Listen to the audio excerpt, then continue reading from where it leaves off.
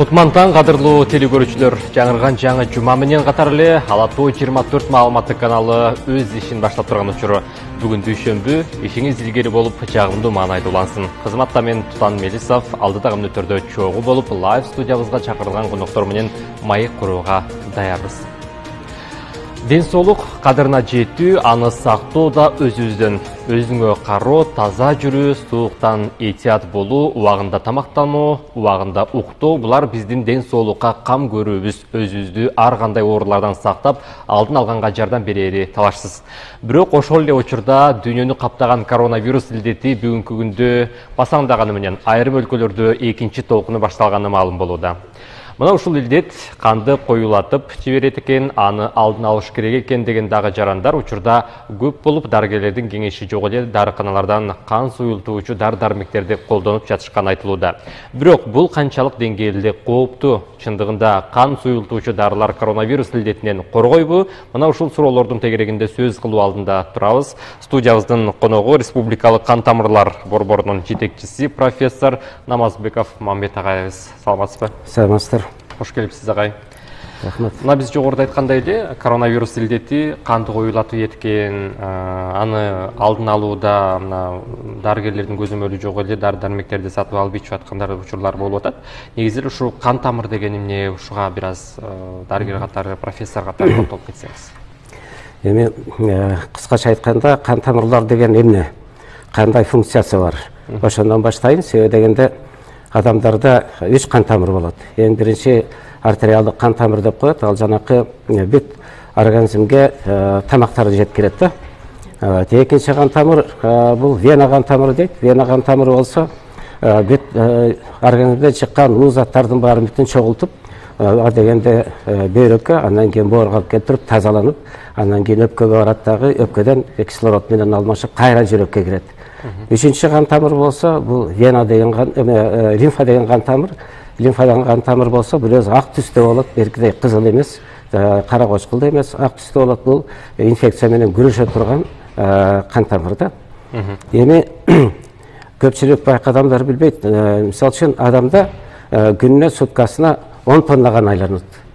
Эсептеп көрүңүз, мисалы үчүн бир адамда эркектерде 4,5-5 литр кан болсо, аялдарда 3,5-4 литр кан болот.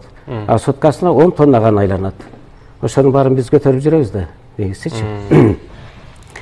Эми экинчи негизси эмне үчүн тромб пайда болот? Кайсы убактарда тромб пайда болот? Тромб деген бул кандын уюлушу. Коюу тучурунда дагы эмне үчүн пайда болот? Ошону кичине кененирээк токтоло кетейин. Эң биринчи кандардын уюшу бул артериал кан тамырда жана вена кан тамырында тең көп болот да. Лимфатический кан тамырда болсо кан эч убакта коюу болбойт. Артериал кан тамырларда кан уюп калганын себептери бул биринчи артериянын сезгениши, суук тийгенде. Экинчиси жанакы жашка жараша кан тамырдын ичинде, артериал кан тамырдын ичинде быштак сыяктуу пайда болот дагы, ошо менен бүтөлүп калат. Муну атеросклероз деп коебуз. Үчүнчүсү баягы сырттан бир ар кандай шишиктер басып калса, наркомандарда, наркомандар көпчүлүк убактарда ошол жанакы ийне менен сайып атып кан тамырынын баарын бүтөп коюшу мүмкүн да. Андан кийин дагы мисалы үчүн операциянын убагында ятрогени деп коет. Мисалы үчүн кээ бир убактарда врачтардын баягы атайын эмес, айра жоктон кээде байланып калышы мүмкүн да кан тамырлар. Мына ошол убактарда кан уюп калышы мүмкүн. Ал эми вена кан тамырларында болсо, кандын уюшу мисалы үчүн кандын составы өзгөргөндө болот. Тромбоциттер көбөйүп кеткенде. Экинчи кандын оорусу, ар кандай оорулар болот, ошондо пайда болот. Андан кийин кан тоорусунда пайда болот. Андан башка дагы коюу тучурунда пайда болуп калышы мүмкүн. Коюу тучурунда даже көп убактарда пайда болуп атат да. Себеби деген эмне үчүн пайда болот неменин учурундачы. Дагы вена кан тамырында жана варикоз деп коет, буттарга чыккан кеңейип кеткен, кан тамырлары кеңейип кеткенде, мына ошондо дагы кан уюп калышы мүмкүн да. Андан ар кандай травма болгондо, мисалы үчүн ар кандай травмалар болот да, мисалы үчүн жанакы кесилип калат, же болбосо басылып калат дегендей ошол убактарда кан уюп калышы мүмкүн да. Қандың ұйығанның бір жаман жері өпке жана көбінше вена қан тамырында ұйыған қандар кейде бош болып қалышы мүмкін да, бас жағы бош болып, біз аны байқы эмбология деп қоямыз, ал сразу жүректің қан тамыры бар, өпкеге кете тұрған. Ошаға кетіп қалса, адамдар 5 минутта қаза болып қалады. Бізде клиникада, біздің клиникада ошондай случайлар өте көп та, негізі өте қорқынышты да. Бұл жаңағы вена қан тамырлар кеңейіп кеткенде варикоз деп атпайбыз, ошондо көп болады. Себеби вена қан тамыры кеңейіп кеткенде қандың жарымы өйде кетеді дағы, қалған қан тамыры ылдый жақта қала береді. Көп жақсы ақпай қалады да. Эми бұл бойынша жана Ломоносов атындағы Москвадағы университеттен профессор Файзли Аталхан деген профессор мындай деген тиянаққа келгенде, қандың ағышы ылдамдығы 20 микрондан 30 микронға чейин бұл нормалды деп есептеледі. Ал эми 30 микрондан өйдө жогору кеткенде уже коркунуч калып келет. Ал эми 50 микронга жеткенде бұл кадимкидей қан коюлуп токтоп калышы мүмкүн да. Бұл дагы бир жаңы жасалган окумуштардын айтуусу боюнча да. Ал эми эмне үчүн ковид учурунда қан уюп калат, қан тамырларгачы. Эң биринчи ковид учурунда вирус бүт жанакы майда қан тамырдан баштап чоң қан тамырга чейин қан тамырдын ички көңдөйүн эндотели деп коет, ички кабыкчасын. Ошого кирет дагы ошону буза баштайт. Бузганда көп суюктук чыга баштайт. Көп суюктук чыккандан кийин кан койлана баштайт. Бул бир чети. Экинчиден муну болсо цитокин деп коет, цитокин шок деп коет. Ал эми экинчи заты, коронавирустун экинчи бөлүм чыгарган заты брадикин деген бар. Ал брадикин шок деп коет, ошо жана бөлүп чыккан суюктуктарды кадимкидей коюлтат. Коюлтуп, мисалы үчүн өпкөдөгү альвеол деп коет, дем алуучу башкача да. Ошол башкачанын толугу менен ичин барып толтуруп таштайт да, ошо менен өпкө дем ала албай калат. Эмне үчүн жанакы эң биринчи оорулар башталып атканда адамдын жанакы кыйналып, дем жетпей кыйналып аткан ошондон болот да. Ал эми патологиялык адамдардын көпчүлүк жанакы ковидтен өлгөндөрдүн скрывать эткенде, денесин ачканда жалгыз эле өпкөнүн кан тамыры эмес, бүткүл жана жүрөккө кеткен кан тамырда, ичеге кеткен кан тамырдагы, мээге кеткен кан тамырда ошонун баары бүтүн кан уюп калган. Мунун баары бүтүн жана ковидтин таасири да. Бул ковид деген бул өтө абдан коркунучтуу оору. Анын вирустары ошо бүт жалаң кан тамырлардын баарын бүтүн жанакынтип жаралантып, андан кийин тонуп туруп калып келет да, кан уюп таштайт да. Эмне үчүн дегенде мисалы үчүн башка органдарга дагы ошентип таасир берип атканын себеби дегенде ковидтин ооругандар жанакы дем алуусу начарлап атпайбы биринчи. Андан кийин жыт сезгени начарлап атат. Андан кийин баягы тамактын даамын билбей калып атат. Ошонун баары бүтүн жанакы кан тамырлардын баарын бүтөлүп калгандыктан. Себеби деген бүтөлгөндөн кийин адам деген эметпей калат да, сезбей калат да. Мына ушундай абдан коркунучтуу вирус да, бул негизичи. Мынагай сиз ушул коронавирус илдети тууралуу айтып өтпөдүңүзбү? Эми мына ушул учурда ушул айрым адамдар мына ушул тромбоз деген дарыларды колдонуп, мына ушул канды суюлтат экен деп дагы алдын ала дарыгерлердин көзөмөлү жок эле алдын ала алып колдонуп жатышканы маалым болуп атат да. Эми бул ушул канчалык деңгээлде мүмкүн? Эми мындайда коронавирус башталганда адамдар көпчүлүк убактарда чуркап аптекага барып көрүнгөн дарыны алып атпайбы? Ал негизи туура эмес. Көрүнгөн дарыны алганда туура эмес болбой калат. Мисалы үчүн жаңыдан башталганда антикоагулянт деп коет, канды суюлта турган көп дарылар бар. Мисалы үчүн аспирин, тромбоз, ксарелта деген дарылар бар. Андан башка гепарин, клексан деген дарылар бар, фраксипарин деген дарылар бар да. Эң биринчи баштаганда жана окумуштуулардын дагы көпчүлүк опыт жасаганды өткөргөндө гепаринди менен клександы койганда, клексан кичине тазаралган гепарин да, абдан жакшы. Ошолорду койганда 70% канды кадимкидей суюлтат. Ал эми адамдар жаңыдан баштаганда чуркап эле жана сразу аспириндерди ичип антип ал сразу эле көп жакшы жардам бербей калат. Себеби муну оору башталганда өзүнчө дарыланбай, үйдө жатып алып дарыланбай, дегенде врачка барыш керек да. Анан ошондон кийин врач қандай назначение берсе ошону аткарыш керек. Жанакы коронавирусту вирусы жанакы тромбторду пайда болуп аткан убактарда адамдар организмге обязательно жанакы канды суюлтуу дарылар керек. Эң көбүнчө гепарин, клексан деген, фраксипарин деген дарылар керек. Буларды организмге обязательно куюш керек. Анын методикасы бар, аны баарын врачтар өздөрү назначение бериш керек. Ошо врачтын кандай көрсөтмөсү болсо, ошого жараша колдонушу керек да. А эгерде өздөрүнчө дарылана берсе, мисалы үчүн жана өпкөгө толук менен жана альвеолдордун баары бүтөлүп калса, эч кандай жардам бербей калат да. Ошон үчүн адамдар жана жасалма аппараттарга салган менен, искусственный дыхание деп атпайбы, аппараттарга кошкон менен эч кандай жардамы жок болуп калып атат. Өпкөдө неме жок да. Эч кандай байкы дем алуу деген жок. Ошон үчүн жардам бербей өлүп калып аткан ошондон да. Ошон үчүн бул оору башталганда эч убакта мындай үйдө дарыланып отура албай, врачтарга кайрылышы керек да. Ошондой деген ойдомун да.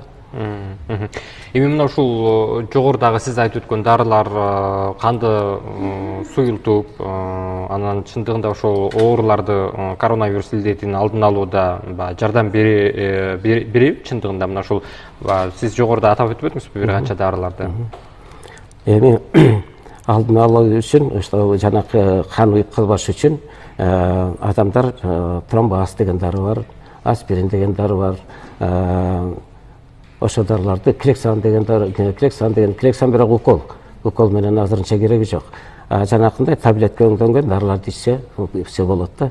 Бул дарыгерлердин кеңешинен кийин, дарыгердин көрсөтмөсү менен өзүнөн өзү эле келип ал күн сайын эле баягы тромбоз иче бер деген болбойт да. Канды өтө көп суюлуп кетсе, мисалы үчүн кээ бирлердин ашказанында жара болушу мүмкүн, андан кан агып кетиши мүмкүн.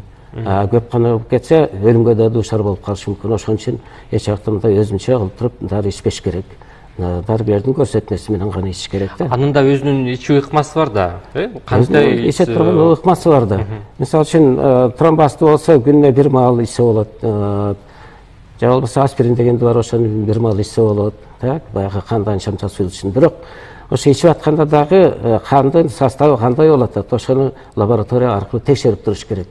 Эгерде өтө эле төмөн түшүп кетсе, анда кан көп агып кетиши мүмкүн. Анда адамды сактап калыш кыйыныраак болот. Өзгөчө мисалы үчүн операция убагында мурун көбүрөөк ошон жанакындай канды суюта турган дарыларды иче берсе, кан токтобой калышы мүмкүн да. Ошон үчүн мындан дагы коркунучу бар да. Ошон үчүн мындай чегердеш керек. Ошо неменин көрсөтмөсү менен гана, врачтардын көрсөтмөсү менен гана ичиш керек да. Эми мына ушул сизден мына ушул профессор катары сурагым келип турат. Мына ушул коронавирус илдетинин экинчи толкуну болуп калса, мына ушул жарандарга кандай кеңешиңизди берет элеңиз ооруну алдын алууда? Азыр дагы бир нерсени айта кетейин. Боореке британиялык окумуштуу Беверли Хайт деген, америкалык окумуштуу Уильям Ли деген, француздук окумуштуу Мандела деген, ошолордун баары бүтүн мындай тыянакка келди. Ошо коронавирусту издеп жүрүп, жана коронавирусту башталганда айтып атпайбы, бул жалаң эле эменики, өпкөнүн оорусу, ошону дарылаш керек деп айтып атпайбы? Жок, булар деген ошо менен далилдеген, көп нерсенин негизинде далилдеген. Бул коронавирус негизи кан тамырдын оорусу деп атат. Себеби дегенде жанакы вирустар келип бүт эле кан тамырларды майлап, талкалап туруп, анан кийин тромб кылып атпайбы, канды уютуп атпайбы бардык жеринде. Жалгыз эле тиги немеде эмес, өпкөдө эмес, жүрөктө дагы, ишегиде дагы. Ошон үчүн бул кан тамырдын оорусу деп айтылыш керек да. Ал эми өпкөнүкү болсо, ал баягы экинчи вирустар киргенден кийин инфекция кирип, андан кийин жана пневмония чыгып аткан ошондон да. Ошон үчүн экинчи. Бул дал ушул коронавирус илдетинин өтүшүп кеткен версиясы. Өтүшүп кеткен бул немеси да, баягы калдыктары, осложнение деп коебуз эмес, ошо калдыктары да. Ошон үчүн Минздрав мисалы үчүн жанакы врачтарды чогултуп, тиги кардиологдорду, анан башка деп атпайбы? Көбүнчө инфекционисттер тигинден дейт. Бунун баары экинчи орунда болуш керек. Эң биринчи орунда кан тамыр хирургдары кириш керек. Экинчи кардиологдор кириш керек. Дагы гематологдор кириш керек. Себеби канды кандай суюлтуш керек, ошону көбүрөөк билген специалисттерден колдонуш керек да. Анан кийин калганын мисалы үчүн пульмонологдор, башкалар кириши керек да, инфекционисттер. Ошондой деп ойлойм да. Негизи ошонун баарын чогуу бирге иштеш керек. Жалгыз жалгыздан эмес, чогуу бирге иштеш керек да. Анан эми кантип сактаныш керек коронавирустан, жана сиз айтып аткандай, көбүнчө туура тамактануу эң биринчи. Экинчиси жанакы витаминдерди, витамин С деп коет, ошолорду көбүрөөк колдонуу да. Мисалы витамин С кайсы эмелерде заттарда көп. Ал деген мисалы үчүн сабизде, чеснокто, мандаринде, апельсинде, мына ошол сыяктуу немелерде, балда, мисалы үчүн иммунитетти көтөрүш үчүн көбүнчө балды көбүрөөк жеш керек. Балды таза балдан да, ошондо иммунитет жакшы көтөрүлөт негизичи. Мына ошондой деген мен кеңеш берет элем да. Негизи дагы бир сыйра таң эрте балды. Дагы бир сыйра азыркы убактарда адамдар көпчүлүк убакта көбүрөөк баспай, көбүнчө отуруп калбады. Негизи көбүрөөк басыш керек, таза дем алыш керек, эртең менен туруп, кечинде туруп, спорт менен заниматься этиш керек. Спорт менен заниматься этпесе дагы жок дегенде жөө басыш керек, бир жарым саат, 1 сааттай таза абада. Эртең мененкиси болобу, кечкисин болобу, кечке чейин жатып алып, эртең менен туруп басса болот да. Ар кандай көнүгүүлөр жасаш керек. Өпкөгө, мисалы үчүн белге, омурткага дегендей. Ошонун баарын бул кыймыл негизи адамдын өмүрүн узарта турган нерсе. Ар кандай вирустарга каршы тура турган нерсе да. Ошон үчүн кыймыл керек. Чоң рахмат ага сизге. Ишиңизге ийгилик каалайлы, ден соолукта болуңуз, оорубаңыз, бар болуңуз. Жакшы. Ардактуу телекөрүүчүлөр, биз жогоруда мына ушул Республикалык кан тамырлар борборунун жетекчиси профессор Намазбеков Мамбет мырза менен канды суюлтуучу дары-дармектер, аны колдонуу эрежелери тууралуу сөз кылдык. Сиз көрүп жаткан Ала Тоо 24 маалыматтык каналы менен бир болуп акыркы кабарларга назар салып туруңуз.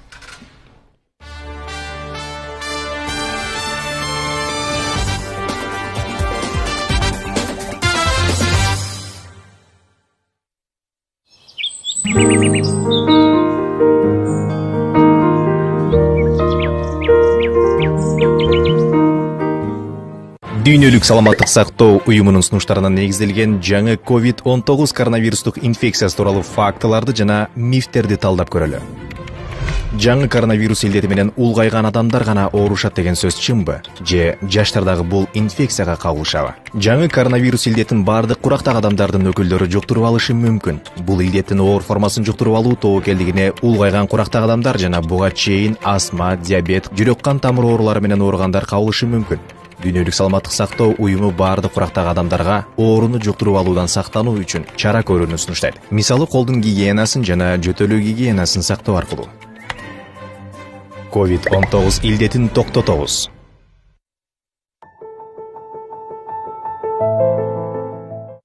Сиз өзүңүздү абдан жаман сезип жатсаңыз, чурулдап жаткан айландадан чарчап жатсаңыз, сизге бир көнүгүү бар. Ал көнүгүү мындай: оңой. Эч ким жок. Айлана курчоого отурасыз дагы 15